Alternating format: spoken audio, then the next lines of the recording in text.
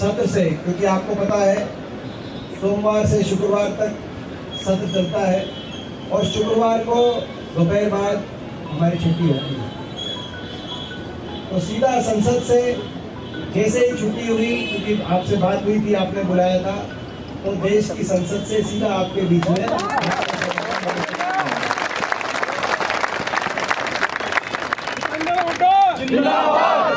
और आपकी जितनी भी मांगे हैं उनके बारे में विस्तार से आपसे बात समझने के लिए, क्योंकि काफ़ी मुझे बता दिया था जब आपने बताया कि ऐसे धरना होगा और आपको आना है, तो मैं केवल समर्थन देने ही नहीं आया हूं आपकी मांगों को, लेकिन इन मांगों को लेकर और दोबारा से संसद में पहुंचाने के लिए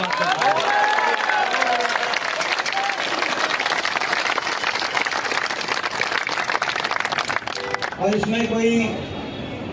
दो राय नहीं है कि आपके साथ न्याय नहीं हो रहा। और जब ये उच्चतम न्यायालय का फैसला भी आ गया है,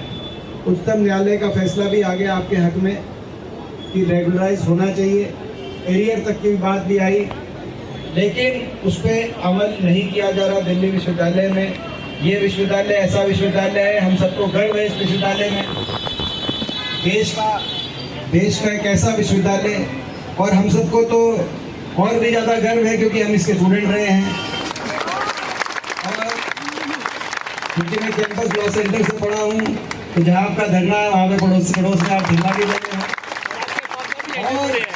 मेरे पिताजी भी यहाँ के, उनके पापा पीछे पढ़े हैं, सब मेरी लहरी से पढ़े हैं। हाँ जी, सही कह पढ़े, हुड्डा साहब भी यहीं से पढ़े हैं और मेरे दादाजी भी रामदास कॉलेज से ही पढ़े हैं। तो ये विश्वविद्यालय खास तौर पे मैं समझता हूँ दिल्ली, हरियाणा, उत्तर प्रदेश, साथ लगते राजस्थान, हमारे सारे प्रदेशों में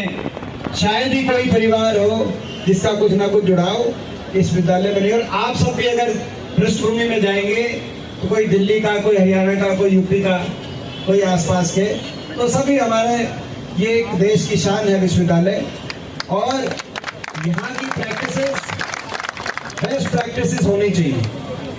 मैं यहाँ के एडमिनिस्ट्रेशन को भी यही कहना चाहता हूँ, चेतावनी देना चाहता हूँ कि यहाँ की प्रैक्टिसेस बेस्ट प्रैक्टिसेस होनी चाहिए, जिन पे पूरे देश को अमल करने पे बाकी देश के विश्वविद्यालय एक मॉडल प्रैक्टिसेस मान के उन पे अमल करें। ऐसा नहीं होना चाहिए कि यहाँ पर अगर जो लोग इस विश्वविद्यालय को आगे बढ़ाने के लिए अपने खून पसीने की मेहनत